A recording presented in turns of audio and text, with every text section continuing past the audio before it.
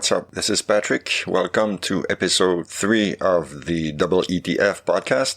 I hope you guys are doing great. This time I talked to John Mutford, a fellow Canadian and Name That Tune participant. We talked about quite a few things. We talked about the weather, actually. We talked about music and movies and other things. I forgot to mention on the previous episode, you can reach me if you have any comments or whatever. You can reach me on Twitter at EETFpod.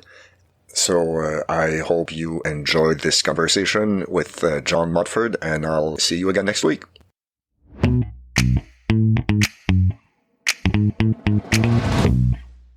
All right, so with me, I have John Mutford from the Great White North, Northwest Territories. So hi, John. Hi, Patrick. Thanks for having me. Oh, it's a pleasure. How are you doing? Great. It's a very cold day in Yellowknife today. We have minus 27 degrees. So Jesus. Wow. It's way too cold outside today. And, okay, so you are in, that was my next question. You are in Yellowknife, the capital of the Northwest Territories. Minus 27 Celsius, that's about minus 17 Fahrenheit, I think, approximately. I am terrible with Fahrenheit. I grew up mostly on the metric system. Well, it was brought in my lifetime, obviously, but I was too young to remember. So when it comes to temperatures and Americans start saying our temperatures are in the 70s, I'm like, my God, you must be boiling. I have no idea. I do know that minus 40 and minus 40 in Celsius meet. They are the same, yes. So, and I've experienced minus 40 a few times. So, oh my God. Yeah. So minus 27, would it be normal for mid-December in Yellowknife? Yeah, it would be for sure. Last week and the week before, it was a little warmer than normal. It was 15 degrees warmer than usual. So we had up to minus 5. And I say up to, and lots of people would think that's ridiculously cold still, but we were all thinking this is tropical. So yeah. I don't know. Warming is hitting, but it's certainly not hitting today. I had to refresh my, memory and look up Yellowknife on a map where it is exactly. I mean, I got so many questions. First, let's start with the beginning. You are not from Yellowknife. Tell us a little bit about yourself. Okay, I'm originally from Newfoundland, so born and raised in a small town in the northeast coast of Newfoundland called Twillingate. Went to university in St. John's, Newfoundland to become a teacher originally, and then moved to Nunavut in 2001, and then was there basically until 2008 when we moved across to the Northwest Territories. Okay, and may I ask how old you are? 44 tomorrow, so... Oh, wow. Okay, so happy birthday in advance. Thank you. And so you went from Newfoundland to Nunavut to Northwest Territories. The obvious question, I guess, would be, is there anything specific that made you choose Nunavut? Work and adventure, I would say. So when my wife and I were both finishing up our education degrees and we were looking at teaching jobs in Newfoundland, and there were not many, I should say.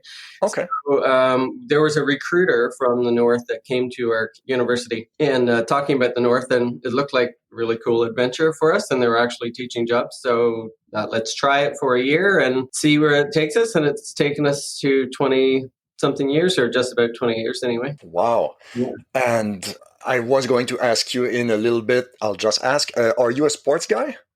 So I heard you ask Josh this question. Yes, I did. You're definitely going to be asking me this because I know also the name of your show is everything. Except the football, yeah. I know you're a sports guy.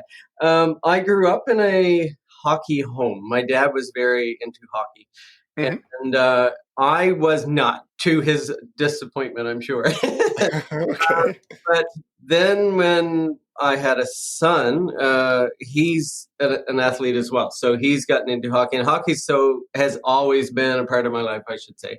Okay. I also have a cousin that used to be in the NHL.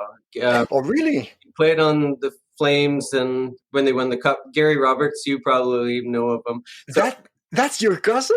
Yeah, so his... Holy shit! Wow. Okay,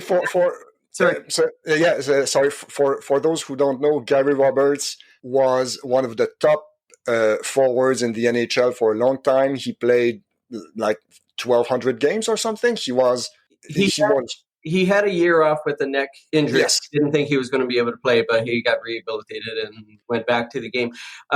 So I watched a lot of his games in particular, and in particular when he first got in the NHL. So that was in the 80s. So whenever we played trivia, I usually dread the sports categories, but I can manage to pick up some of those late 80s NHL questions.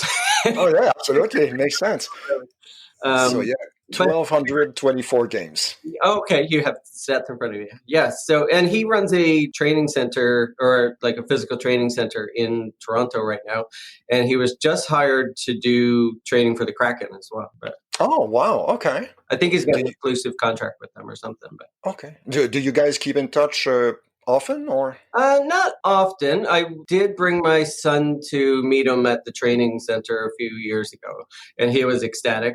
And Gary was pointing out people that were training in the room, and he was saying, "Look, that's so and so from the Oilers or whoever." And I had no idea who any of these people were. And my son was in awe, saying, "Wow, I can't believe that." So, yeah. No, I am in awe. You know? Whenever I Oh, no. hear somebody talks about sports, I'm not normally a name dropper, but it's one of the few things that I can actually talk about. Hey, do you know Gary Roberts? So, No, that's a good hook for sure. And so I was wondering then, would it be like, I guess it would be a good thing if you were like a big outdoor adventure guy, like, hiking or, cross country skiing or something. I suppose Nunavut and Northwest Territories would be perfect for that. yeah, Is that your thing or? it would be more of my thing. My wife is definitely not an outdoorsy person, so Okay. we've limited some things there. I play curling, so Oh, all and right. that's inside, but it's still a winter sport, I guess. And I like to bike a lot, so I've biked a lot around both places, Nunavut and Okay. Northwest Territories. But And Nunavut, so if I remember, the capital is Iqaluit, I think. yes, I didn't know about Nunavut, so I didn't do any research. How many people live there? in Nunavut itself or the capital? Both. Ooh, that's a good question. I know I could look it up. yeah, there's slightly less than 10,000, I believe, in the capital city in Calgary. Okay. And so I lived there for a couple of years, and I lived for 4 years in Rankin Inlet, and that one had about 3,000 people. Hmm. And those are two of the largest places in the whole. So I would guess around 25 to 30,000, maybe even closer to 40. But Oh, wow. Okay. the whole territory, the largest territory in Canada with the smallest population in Canada, right? But, Well, yeah, exactly. I mean, I looked it up, and in the entire Northwest Territories, there is about 40,000 people. Mhm. And the territory itself, the area, is twice as big as France. Oh yeah, yeah. But it's inaccessible to see, unfortunately, because most of the communities are fly-in communities, and the flights are ridiculously expensive to go to. So I haven't seen as many communities as I would like to, but yeah. Well, yeah, I mean, we are getting into my other questions, I guess. Were you sick, quote unquote, of Nunavut when you moved to Yellowknife, or were you just looking for a change, or? The biggest thing there was looking for French immersion for our kids. So Okay. there were no French immersion schools in Iqaluit at the time when we were there. I'm not sure if they have them there now or not, but there was a francophone school. But because my wife and I are not francophone, our kids couldn't go to that school. So we moved over here for education opportunities for them. That's a dumb rule. Like the fact that when neither parent is a francophone, they cannot send their kids to a French school. It's stupid. I'm not sure. I think it comes down to some funding restrictions, and I don't know Oh, exactly why. But okay. it was unfortunate, yeah. But anyway, we found Yellowknife, and we love it here. So So, how long have you been there? since 2008. Okay, so that's going on 12 years. And how old are your kids? The day we moved here, we actually moved here on Canada Day in 2008, and we watched a polar bear being skinned in Iqaluit, and then we jumped on an airplane and we moved over here in time for the Canada Day Parade. So it was kind of a neat experience. Yeah, that's a study of contrast. Right? So you asked how old my kids were. My daughter is 17 and my son is 15. Okay. And are they looking to stay in the Northwest Territories, or will they study abroad or something? So my daughter just finished high school in September. She's actually finished a year early because once COVID hit and the schools all went in lockdowns and stuff. So she finished her grade 11 online, but liked working online. So she picked up the rest of her courses online and finished early. But school not being ideal, and she's still young, in our opinion, to go away for university. She's just working this year to make money to go away for university, but she's looking at British Columbia and she's hoping to get into acting.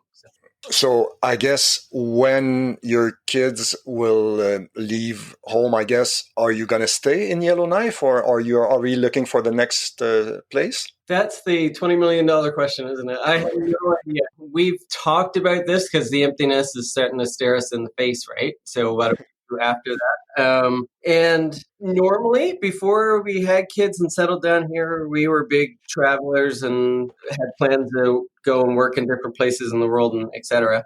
Now that it's sort of become home, I'm not sure. And also, I freaking love my job, so it would be hard to just give that up. And I'm not anywhere near retirement age yet. So, yeah, I don't know. We'll see. We'll probably travel a lot and still keep our home base here, is my guess. But okay.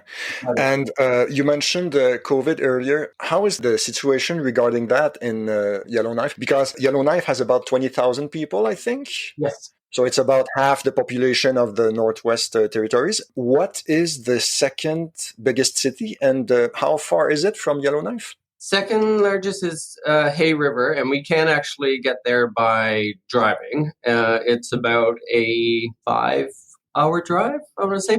Yeah, around there. So I get, okay, this might sound like a stupid question, but something like snowmobiles, they must be commonplace in your area. They are. As I said before, my wife's not really an outdoor person, and I, for Christmas a couple of years ago, blew a bloody fortune on these 2 big snowmobiles for the family. Thinking, okay, well, this will maybe change things and we will get out and we'll enjoy them. And I ended up they were brand new, but they were both lemons and they broke down so much and we were like afraid of being broken down in those temperatures. So it just was a lesson in frustration. So we ended up selling them. It was a huge mistake, a huge cost. Well, sometimes we learn from those. Right? Sometimes. I don't know how big in area-wise Yellowknife is, but I suppose that it can almost be used as a like a backup car, a snowmobile, I suppose. Yeah, not so much in the city itself. It's pretty. I mean, yeah, it's only 20,000 people, but it is pretty urbanized in the city. So not a lot of people use it to get back and forth to work. Or in Rankin and Iqaluit in Nunavut, we definitely did. And when I was growing up in Newfoundland, I even did. I would drive my father's snowmobile to high school. That's how I. Oh, wow. Okay. but here, not so much. Oh, okay. Or maybe in the not the suburbs, but like outside the city. Yeah, exactly. Maybe. Okay. I'm sure. Yeah. With so big distances between cities, I guess planes could be used as well, but the cost of tickets must be horrendous. Horrendous. So that's out of the question. Yeah, absolutely. And when we travel anywhere out of this territory, out of Canada, the largest portion of our flight or cost is just to get to, say, Edmonton or Calgary first, and then elsewhere, right? But it's so expensive just to get out of here. Wow. So, okay, I'm looking at Nunavut, by the way, than here. But, I'm sorry? And way more expensive in Nunavut than here as well. Oh, yeah. Oh, really? Yeah. Oh, yeah. So from Nunavut, what would be like the closest major airport would be Toronto, I guess? No, Ottawa and Montreal were the 2 big hubs. Okay. Yeah, you had the choice. And out of Rankin, it was Winnipeg. And out of here, like I said, it's either Edmonton or Calgary, although sometimes they put on a direct flight to Vancouver. So I don't have the other. I don't have Yukon on my map, but is Yellowknife the furthest north capital in Canada, or Uh, Iqaluit would be more north. okay, it's for okay. Yeah, and then Yellowknife, and then White. White Horse. Yeah. Okay, White Stripes played all across the territories. When they really? played all across Canada, we saw them play in Iqaluit. So with about, I don't know, several hundred people, and we were front row, pressed up against the stage, and my wife got to meet them after the show and stuff. But it's bizarre to me that the White Stripes played in Iqaluit and Yellowknife. As you can imagine, we don't get a lot of big names here. Yeah. So that was shocking to me that they did this across Canada, the Great White North Tour or something like that they called it. Okay, but what would be the how many people did the biggest venues in Iqaluit and Yellowknife? How many people can they have? The one that they played in Iqaluit was built for an Arctic Winter Games sort of thing, but it was built incorrectly and it was not really usable. They had to get special permission to go in there because they were afraid it could, I don't know, sinking or something. Oh my God! Wow. Okay. It was the only real venue for it. And I don't know, maybe a couple thousand they could hold there. I'm not sure. And then here in Yellowknife, well, we were living in Iqaluit, so that's where we saw them. We weren't Hmm. here then. I'm not sure how many they would hold. It was in our multiplex or the arena. And that, I'm guessing 5,000 to 6,000 people, maybe. Yeah. And how were they? The White Stripes? I mean, I Yeah. was a fan before, so Okay. I was in, they came down and took my request for an encore song and stuff. They were just amazing. And have you seen them live? No, no, no. I got my got Oh, I bad, heard that on Josh's with the, yeah, bad tinnitus. It wouldn't be fun. yeah, yeah. And they were loud, I will say that. But just watching Jack White up there, I mean, no disrespect to Meg, the drummer, but he's a freaking one-man show. Like, he seemed to be doing 80 different things at once and in complete control of it. And it was just amazing. What a show he puts off. Nice. What year was that? Well, we were in Cali. That would have been the early part of 2008, I imagine, or maybe 2007, but around there. Okay. Yeah. Okay. Wow. Mm-hmm. If we, Metallica right here too. I'm sorry. Metallica and Hole and Veruca Salt played further north than here in a small town called Tuktoyaktuk. And Jesus. was back in the early 90s, and I was a huge Metallica fan then. And I was living in Newfoundland, and that's the first time I ever even heard of Tuktoyaktuk. And it was for some Molson promotion thing, and you could win tickets across Canada, and they would fly you into this small little town right up on the Arctic Circle on the Arctic Ocean. Jesus. And it's still to this day, whenever people mention Tuktoyaktuk, it's like, oh yeah, that's where Metallica and Hole played. Oh my God. I mean, I've never heard of that place before. Yeah. So there you go. Yeah, and it was my first exposure to seeing a really small northern town because I think they showed clips on Much Music and stuff, right? I think the northernmost city I know of, or city quote unquote, is Alert. Oh yeah, that one I can't get to. I would love to see Alert, but Alert is just a military base, basically. It is, isn't it? Yeah, Okay. the next most northern that you can actually visit because it's a community is Grease Fjord. So it's on the same island as Alert, just on the southern part. They're both on. Not Baffin. Oh my God, they're going to take away my northern. Yeah. Anyway, they're far up there on an island. Okay. No. I wish I could help you on that, but Yeah, Ellesmere Island. Jeez, yes. oh, okay. And that's me. Yeah, I know that name. So. Yeah. Sorry. So that's way up there. I've never been that far north, but would love to go see it for sure. Okay, so my next question related to the living in Yellowknife. When it comes to cost of living, how does it compare to other cities that you know of? It's more expensive than most southern Canada, but not as extreme as other places around the north. Like Rankin and Iqaluit were way more expensive than here. And if we go to even further north in those places, like Grease Fjord or Tuktoyaktuk, like I was saying, those places are just insanely expensive. Because they have, I mean, in Yellowknife too as well, they have to fly almost everything in. I mean, they could get there by road, but it would take forever, right? Yeah, now they still do truck a lot of food and stuff into Yellowknife. Yeah, so most of ours would still come by truck, but in the other communities, yes, it would be flying in, or in the summer they would barge dry goods. Oh, okay. Okay. And soon it will be the shortest daytime of the year. In Yellowknife, how much daylight do you have in on December 21st?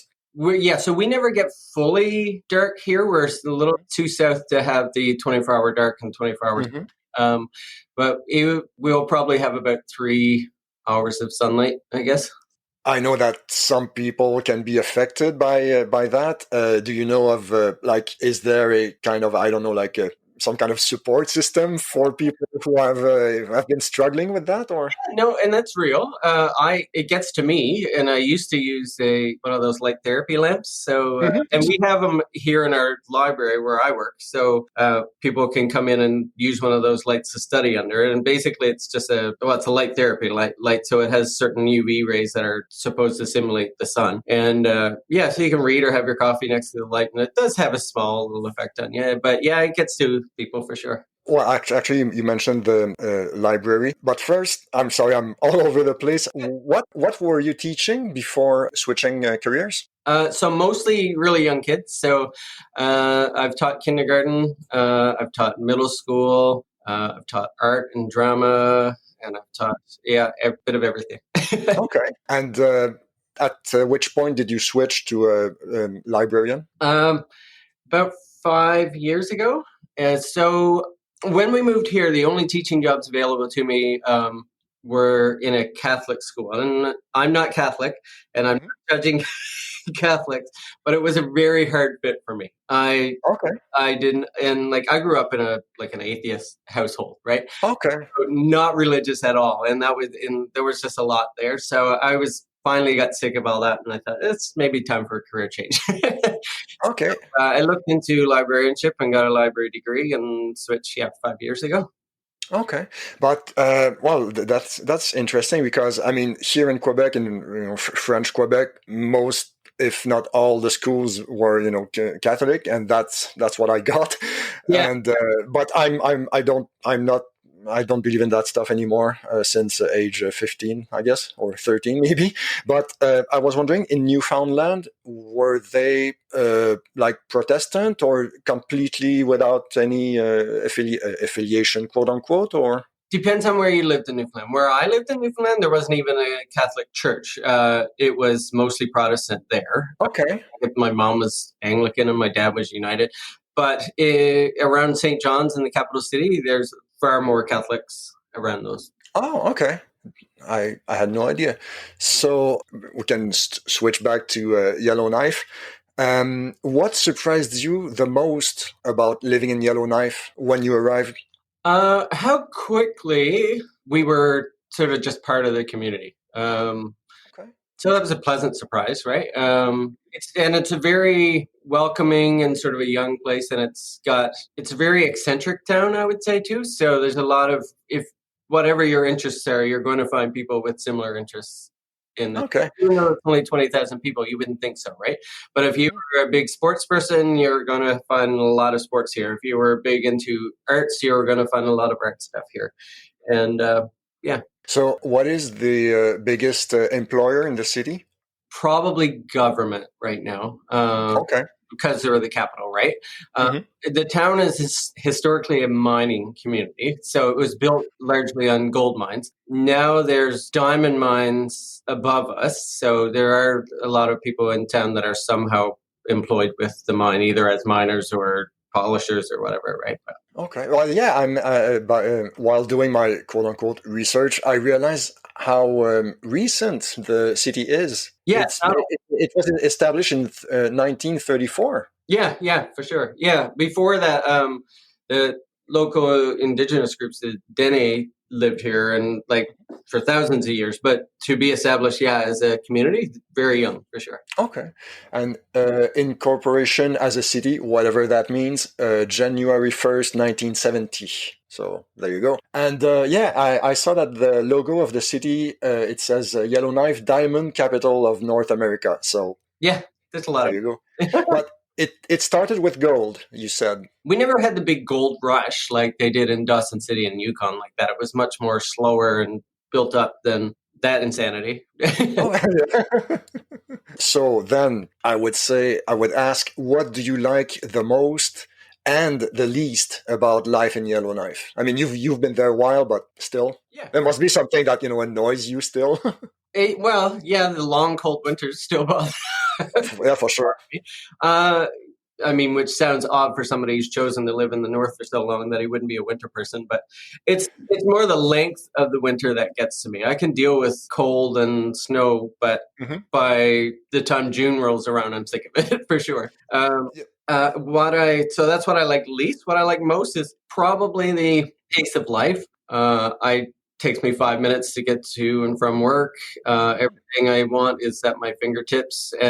I don't feel isolated with things like the internet and like I'm playing Zoom or name that too every second. Mhm. Sure, sure, absolutely. Canada and the States, right? So you feel connected. And when I go down south, it's a treat, obviously, to see things and do things I wouldn't have the opportunity to do so here. But then you also start realizing, yeah, it's a pace of life that I'm not sure I'd be happy living in right now. So. I understand that. And okay, so you mentioned so when the summer rolls around in June. Tell me about the summer in Yellowknife. Like, I mean, I'm pretty sure that some people think it's like blanket of snow 12 months a year, but that's not true. No, it's beautiful here in the summer. Our temperatures are usually in the low 20s.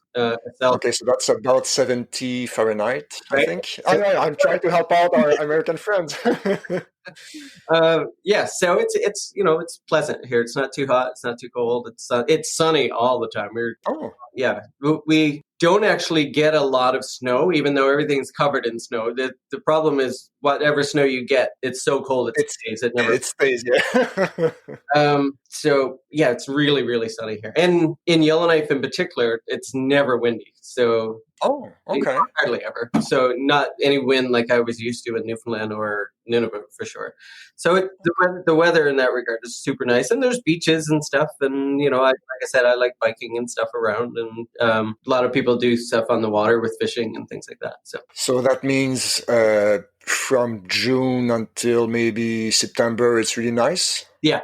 Yeah. Okay, and then We usually get our first snow that lasts just around the Halloween mark. okay, that's better than I thought, to be honest. Okay, excellent. Okay, I don't want to dwell on COVID, but what would you say? How were you affected the most by COVID? When in March, just before COVID started getting really big, we were in Barbados. Oh, wow. Okay. And a week before we went in to get some shots while we were there. And we asked the public health nurse, "Do you think we are crazy to be traveling? Because some of parts of the world, the COVID seems to be starting to climb right now." And she was saying, "If it was me, I'd still be going. I don't think you have anything to worry about." So when we landed in Barbados, they took our temperature and stuff, and then the news just started coming so rapidly and so fast. So while we were there is when Trudeau was on the news and telling Canadians, if you're abroad, you should be coming back now. And Whoops. it was only a few days into our trip, and we were thinking, oh my God, what are we going to do here? So we were... How long were you supposed to be there originally? So we were supposed to be in Barbados a week and a half, and then we were going to go from there to New York, and then we were going to go to Vancouver. So we had about 3 weeks in total. Okay. We were supposed to do. And one of the first things that shut down was Broadway. So we knew, okay, there's no point of us going to New York now because this is shut. Yeah. And then we were on the phone for a large part of our trip trying to get a flight back early. We never did get a flight back early. We just couldn't get through on the phones because so many Canadians were trying to get back, right? And then stuff started. We were having a good time as much as you could because it was obviously a stressful trip. But things on the island started closing down while we were there. And we had like a submarine tour booked. And we were thinking, I don't know if we want to be in a contained place with all these other tourists and stuff right now, right? COVID hadn't hit their island until I think our very last day there, that somebody from a cruise ship exposed the island to it. But so that was stressful. So getting back to their being abroad when that really hit was that was the biggest impact on us. In the territory, I mean, there's a lot of restrictions on things here, right? As anywhere, with having to wear masks in places, and our library is open with a lot of restrictions in place and things like that. And it was closed for a while, but we were still, just until a couple of days ago, the lowest count in Canada. We had 0 cases here, but Oh, wow. then a few days ago, they just recently introduced a system here where it tests sewer to find out if there's any virus in the sewer. So they found that there were traces of COVID in the sewage system. So they told anybody coming back to the territory right now is supposed to isolate for 14 days, right? But that's without being tested. They just tell you to do it as a safety precaution. But when they found it in the water, in the sewer, they said, we know it's out there. So everybody who's isolating, please come in and get tested now. So they did, and they've since discovered 5 cases in town. Okay. And 4 of those are in one family, and 1 was separate than that. But so it doesn't sound like it's a huge risk to anybody right now, but it's clearly there, right? So, and also we like to travel and stuff like that. So, not being able to sort of gets to you. But. Yeah, it does. I can relate for sure. And I mean, you remember from the previous episode, I had 4 soccer related questions. Mm-hmm. You're not a super big sports guy, so I'll adapt them for music. So question 1 would be, what would be we can go 2 parts. What would be your favorite music movie? And what would be your favorite CD, let's say, or album or whatever? Right. Favorite music movie. And it was interesting for you guys talking about what exactly is a music movie.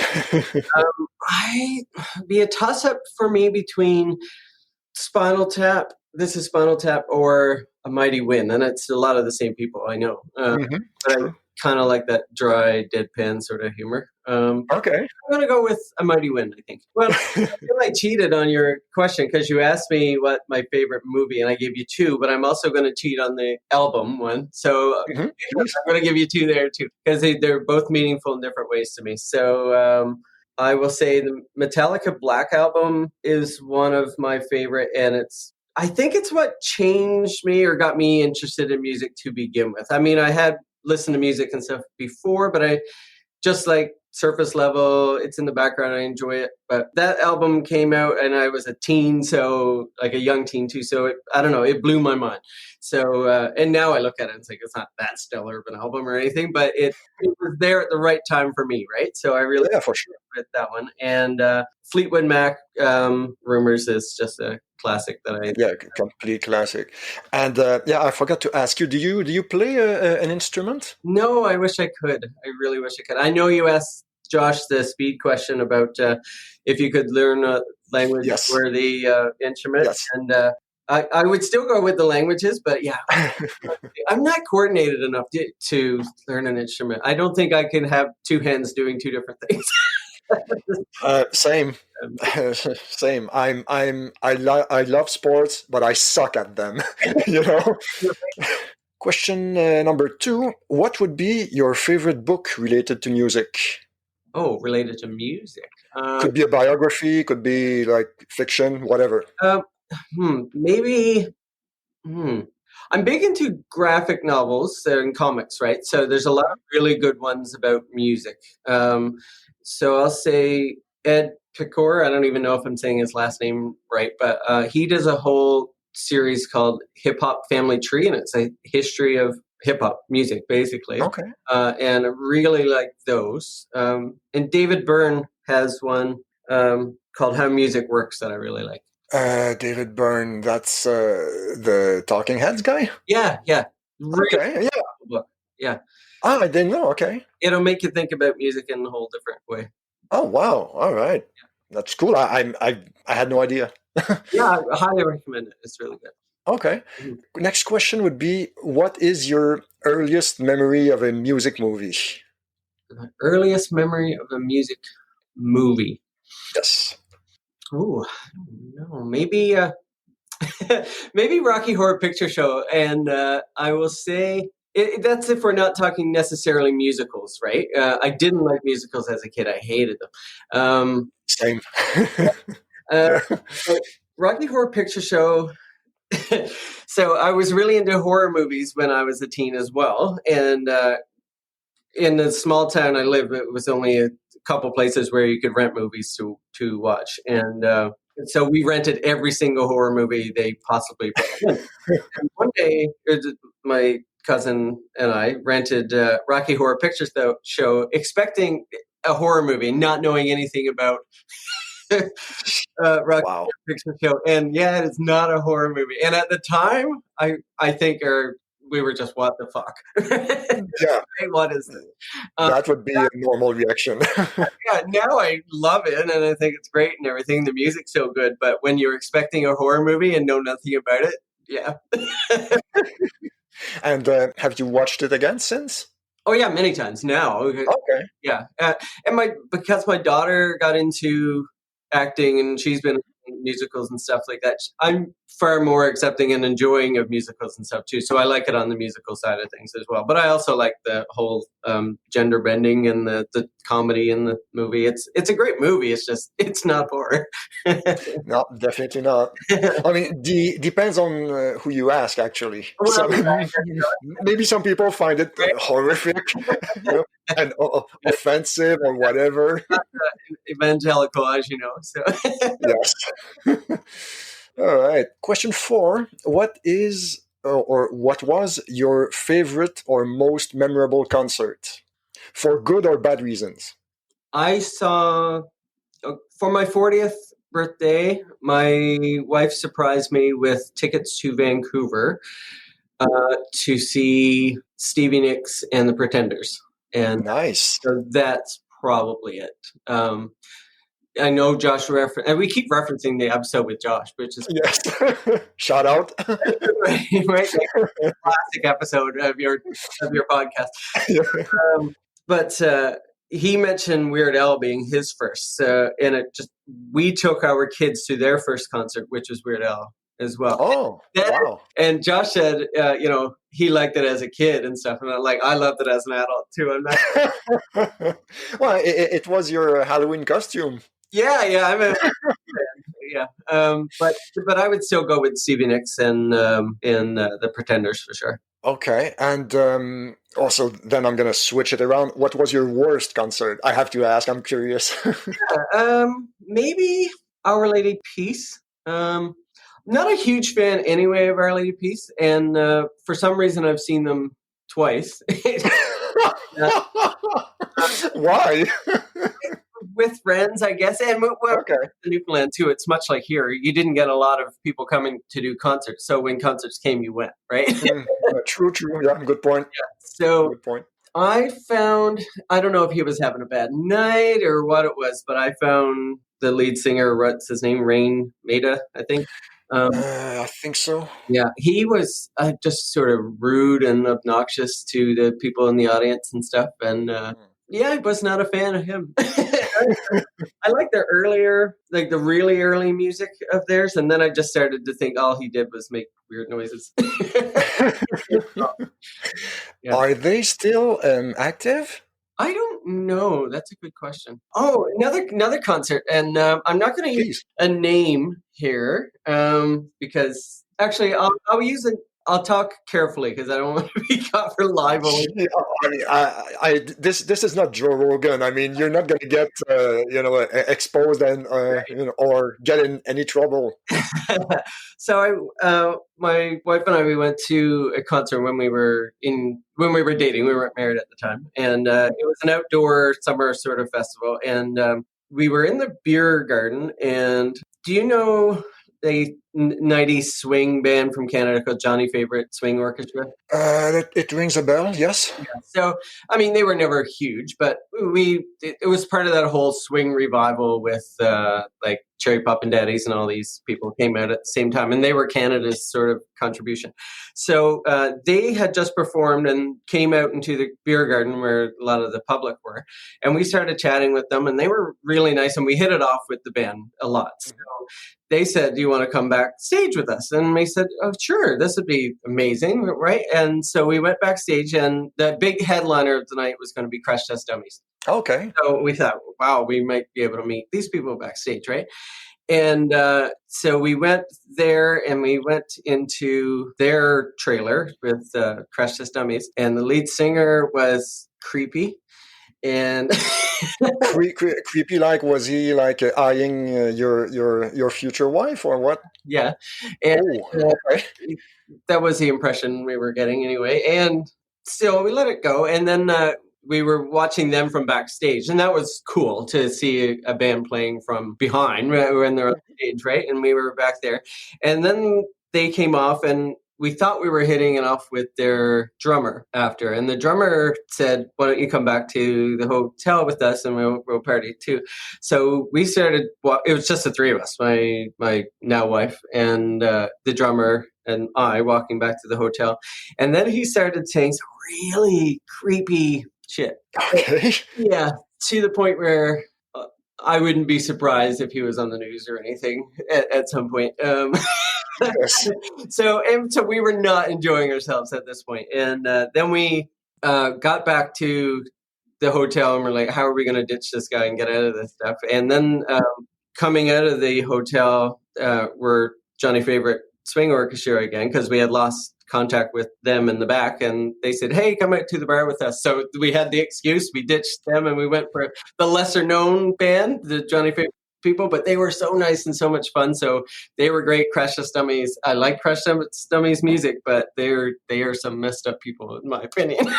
Wow. Okay. No, that's not the idea I would have had, from their music or their videos, They come across as sort of folky and friendly and sort of fun. Yeah, maybe a little, not gonna say quirky, but like, not that bad, Yeah. Wow. I won't say anything of what they said because I don't want them saying we didn't say anything like that. But anyway, they not much Jesus. people. No, yeah, understandable, Yeah. for sure. All right, so gonna try and switch gears and Yeah. move on to the question number 5 of the first section. What was your first concert? I have them sort of mixed up in my head because I went to 2 big summer festivals as a teen, which would have been my first. And I don't know if the headliner, they were one year right after the other. So it was either Bryan Adams one year, and then the other year was Def Leppard. And I'm not sure which came first. So Okay. And That's not. there were a few other people that played in those concerts too. And again, I don't know which. There was Steve Miller and Meatloaf and a lot of 70s sort of people. Okay. 90s, there was Ugly Kid Joe and all these people sort of playing at this one big summer festival. Do you remember the Bryan Adams and or Def Leppard concerts being good? Yeah, so both were good, I would say. Def Leppard more than Bryan Adams, but Bryan Adams was a good sport because I think this power went out in the middle of his set or something like that. And after bands playing all day and with no trouble, and then he's the headliner and power went out. But he came out and just sort of entertained, like juggling and doing what he could to keep the crowd while they fixed stuff. And it was a while, but he was a good sport and played the full set and stuff after. And so he was a good show. I'll give him credit. I didn't know he could juggle. I didn't. Okay, so learn something today. Well, that's awesome. All right, so if that's okay, I would conclude with my. I found a name for those actually. My 10 weird questions. I'm gonna call them the triple Qs, the quick and quirky questions. Quick and quirky, I like it. I need to copyright. I need to put a copyright on that though. You do. And actually, I wanted to change a couple of those questions because I didn't think they worked that well. but I ran out of time and I apologize. But so we will go with the same as with the now classic episode with Josh. Same questions. All right. First, would you rather speak all languages or play all musical instruments? All We languages. covered that. Yeah, but I would still stick with all languages. I know you're a translator, so you've got a gift for this. I do not. I've tried to learn French, like a ridiculous amount of effort put into learning French, and I lack confidence. So anytime somebody speaks to me in French, I freeze and panic and can't get anything out. So No, it's a normal reaction, honestly, and they say that it might be the one of the biggest factors that is rarely talked about, like getting over that hump, that it's okay to make mistakes. And I know that in my job, I cannot afford to make mistakes. Actually, in your job, it's the same deal, because if you fuck up, a book can get lost for months. That's true. You know? Yeah. But I mean, that's a good analogy and a good reminder to me that, yeah, even if it does, it's not the end of the world, but still when I'm in the heat of the moment, I'm trying to translate in my head and stuff and I panic, right? But Yeah, you start overthinking, and then when you're done speaking that sentence, oh fuck, was that wrong? Oh shit, yeah, exactly. no, I know it sucks basically.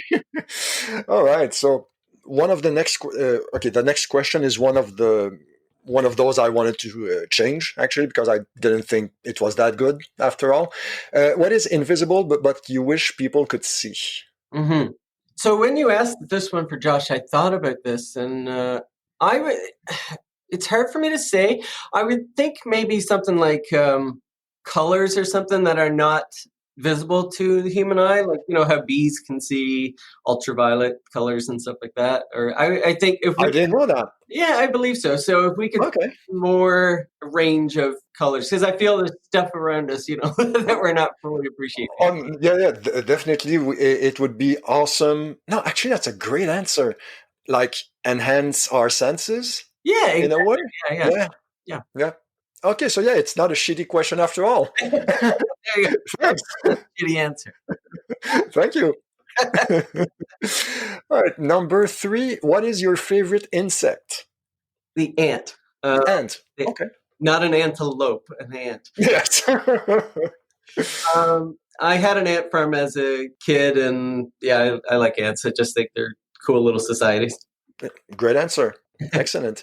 I got a good question for you. You mentioned all the horror movies you saw earlier. What scene from a movie scarred you for life? Maybe not from a horror movie, actually. Who Yeah. knows? So, well, I mean, I remember the very first traumatic scene in a movie, which was I saw Poltergeist at Mm, a young age, right? And the good shout. Yeah, right. And when that scene with the clown, the toy clown pulls him under the bed, that gave me nightmares for months and months. So that was probably one of it. But to say it scared me, I mean, now I gear myself towards horror movies. So clearly it triggered something that I like. Say that it scared me. But I'll go with that answer anyway. All right. I didn't say mine in the classic episode. Do you remember this horror movie? I think it was from 1978 called Phantasm. I don't, but I'm writing this down now because I need to. I mean, I don't know if it's any good. I haven't watched it again, Oh, but a lot of stuff that's not good. it was. I think the director was Don Coscarelli, and there was this in this big mansion. They were like these metal spheres patrolling the hallways. And if they saw an intruder, they would, fly towards that person, and like. I've seen not the movie you're talking about, but I've seen it spoofed. Like, Okay. I didn't know where it came from, but that's where it came from. Okay, yeah. Yeah, and then like prongs would pop out, and then slam into the person's forehead and drain the person of their blood, and that's how they would kill them. Okay, I definitely need to see this movie. Do it at your own risk. So, are you a horror movie fan? I was no, not really, because I think it's too repetitive nowadays, I guess. Mm-hmm. But I think there is still the occasional gem out there. Right, for sure. But I used to be one for sure. Yes. But yeah, Phantasm. I think it's from '78, and I think that there were a few sequels as well. Okay. Because I think I saw the second or the third one. It turned more into like a horror comedy almost, Mhm. and it was good. I remember the other I saw being good. Okay. Yep. You're adding the disclaimer just in case. Yeah, oh yeah, absolutely. I need to. All right. So next question. Question number 5. What is the best nickname you've ever heard? The best nickname I've ever heard. Don't know if they're the best, but the town I grew up in, in every small town, everybody has their collection of nicknames, right? That people. Oh, for sure. Yeah, certain characters have nicknames, but there were some in my hometown which, in hindsight, were just not creative and mean, but they were so funny at the time. Like there was somebody that was just called Dummy, and right, and So simple works best sometimes. poor guy, but I don't even know what his real name ever was. It was just he was Dummy. Jesus. So yeah, no. All right, no, that works. Okay. That definitely works. Well, was he slow or not all that intelligent. Maybe I didn't know him well, but maybe he was a little older than me, so I don't really okay? know if it was based on actual stupidity. Maybe it was like irony, the way you call a tall person shorty. I don't know. Yeah, yeah. Who knows? Right? Okay, so next question. What would you name your boat if you had one? My boat? Yes. Let's see. I'm gonna go with. It's sort of tradition to name a boat after a woman, right? So Yeah, that's true. I'm gonna name the boat after my daughter then, and her name is Raven. So Okay, I'll go with the Raven. good name. Good name. Next question. Question number 7. Where is the worst smelling place you've ever been? The worst smelling place I've ever been. Yes. Oh, it was on a porno set. No, I'm kidding. It would have been a good answer. For sure. I don't want to imagine those smells. Let's see. I did, as a teenager, get hired to clean out a septic tank. That was probably the worst, yeah. How old were you? Maybe 12, 13. Oh my God. Yeah. That must have been as a punishment. Yeah. Yeah. You think at that age you're desperate for, any bit of pocket change or money until you get a job like that. And then you're thinking, no, this is not. And now all those years later, can you say for sure if it was worth the money? No. So the concert that I was telling you about before with Crash Test Dummies? So when we were there, the porta potties that yes, put at concerts. So we were talking to a guy there who was in charge of going in with the big machine to suck those out, right? And he tried bragging to us that I get to come into these concerts for free. I just need to suck it, and thinking, I don't know if it's really worth it. Yeah. Are you really enjoying the concert if you're literally sucking shit, right? Yeah, that's Yeah. He must have been telling himself that to feel better, I would. Jesus. All right, so question 8. When did you screw everything up but no one ever found out it was you? Okay, so I was the worst kid in the world. So everybody thought I was such a nice kid, and I liked to be the little devil on my cousin. My cousin and I were the same age and same grade in small town, so we were best friends, right? And he was known as sort of the troublemaker, and I was the good one. But in all honesty, I was the devil on his shoulder sort of thing.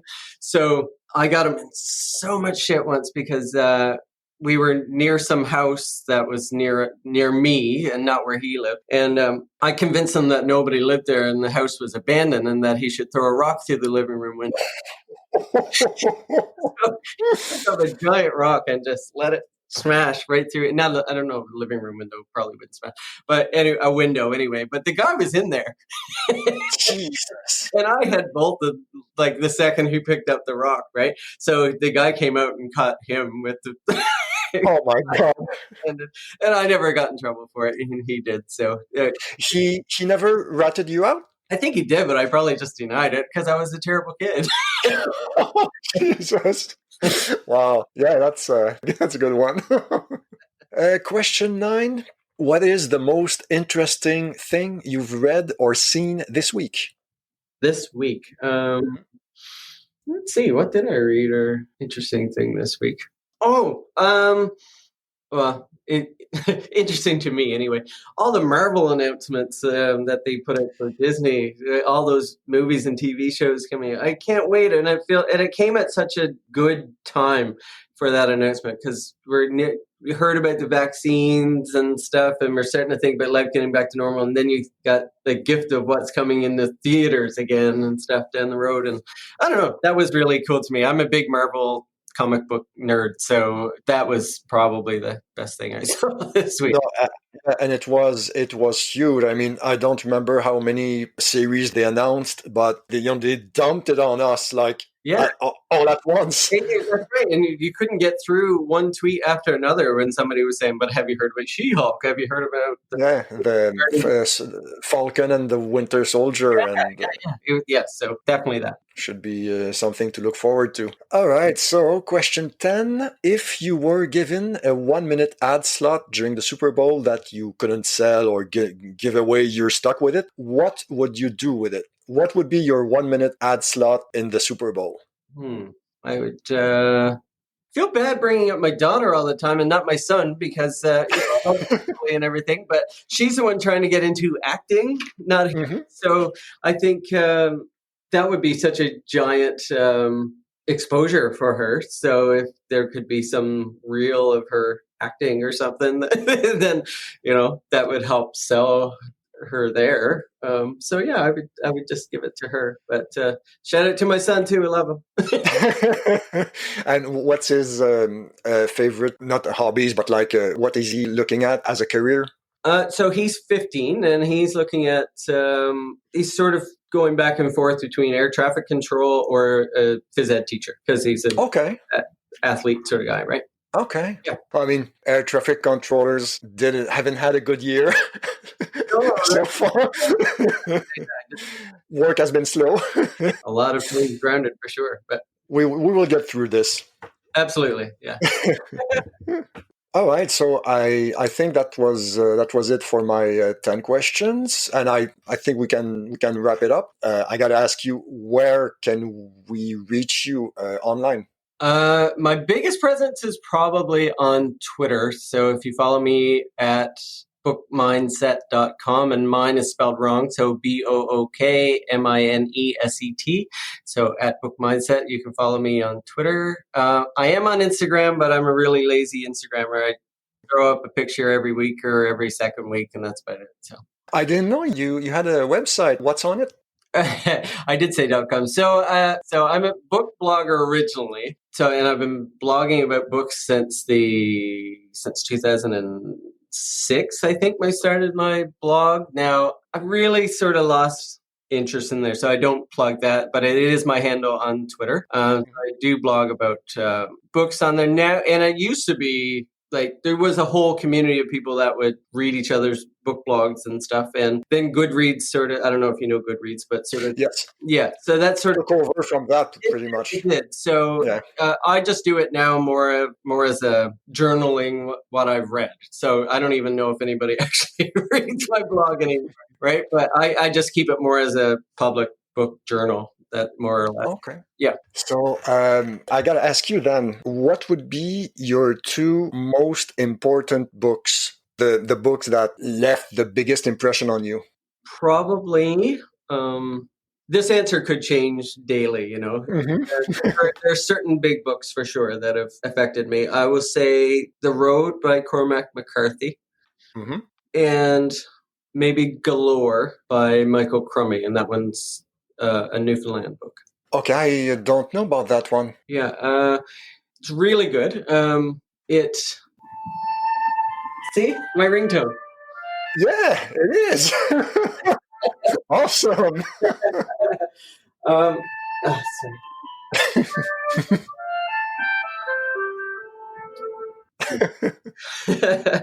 So yeah, Galore is a Newfoundland book by Michael Crummy, and it is starts off sort of like a fairy tale, but then it switches more into real life. But there's a lot in the book that really speaks to who I am as a person affected by growing up in Newfoundland. So I'll Okay. leave it at that without spoiling too much of the book. Okay. No, yeah, that's good. Can you repeat the name and the author? The book is called Galore, so Galore, and Mhm. Michael Crummy is the author. Crummy, CRU. Mmey. Okay, okay. Awesome. So, John, I gotta thank you for your time. I had a great time. I hope you did as well. I absolutely did. It was a lot of fun, and hopefully you got something interesting. I feel so boring, and I feel like I rambled, but hopefully your listeners will not feel the same way. No, I'm Having me, it was a lot of fun. I'm not worried. I enjoyed this. Thank you. Great, thank you, Patrick.